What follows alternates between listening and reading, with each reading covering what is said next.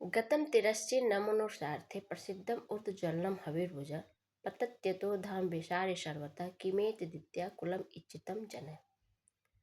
तो ये कहाँ से लिया गया श्लोक? ये आपका शिशुपाल वधम से है। शिशुपाल वधम में कौन सा ये श्लोक है? ये श्लोक कौन सा है? तो द्वितीय श्लोक है। तो इसमें क्या उल्लेख किया गया है?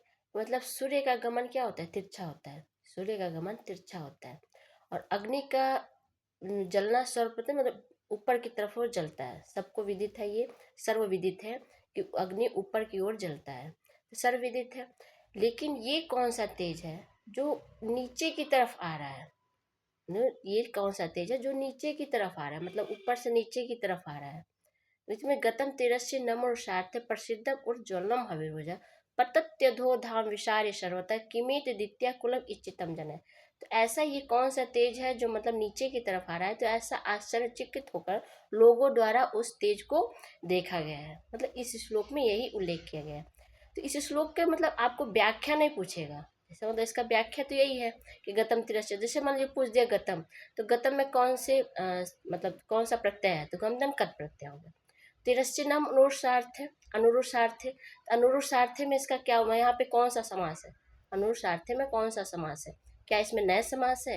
मतलब अगर अनुरु देखा जाए तो इसे यहाँ पे नए तत्पुरुष समास सभी लोग लगा दें, लेकिन है क्या यहाँ पे? मतलब उरु, मतलब वहाँ पे इसका उल्लेख क्या किया गया? उरु मतलब क्या होता है? जांघ मतलब होता है, उल्लेख आता है संस्कृत में। तो यहाँ पे क्या उल्लेख किया गया है कि मतलब यस से मतलब वहाँ पे क्या हो गया? यहाँ पे बहुब्रीहि समास का उल्लेख हो गया है।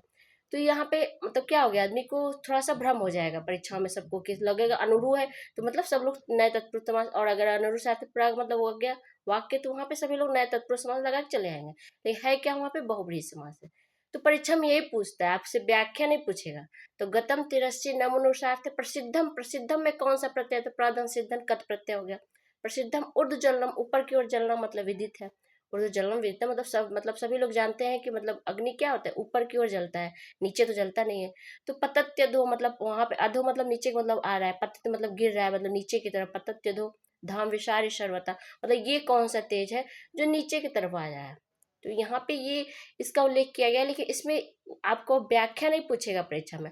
आपसे वही शब्द पूछेंगे और शब्द में क्या प्रत्यय है, कौन सा समास है, ये पूछेंगे, और वही 4 ऑप्शन में आपके दे देंगे कि कौन सा इसमें है। कि मतलब प्रसिद्धम उज्ज्वलम, तो मतलब विशाल से होता है किमे द्वितीय कुलम इच्छितम जन, मतलब कुलम इच्छितम जन, वहाँ पे अभी हो सकता है इच्छितम का ही पूछ दे लो।